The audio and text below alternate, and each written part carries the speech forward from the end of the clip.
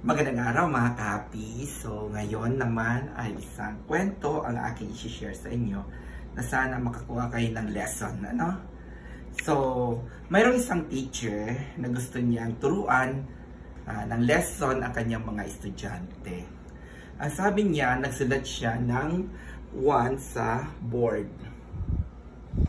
At ang sabi niya ay, ito ay ang inyong humanity. This is your katauhan nyo. Okay? So, sabi niya, kapag nilagyan mo, ito namang idadagdag mo na 0, this is your achievement.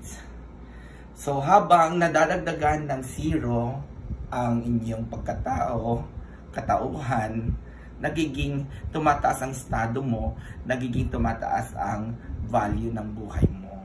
So, dagdagan ulit ng 0, mas lalong lumalaki ang value ng katauhan mo.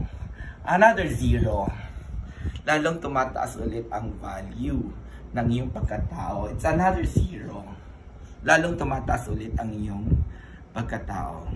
Subalit, kapag tinanggal mo yung 1, which is the humanity, anong saysay ng buhay mo?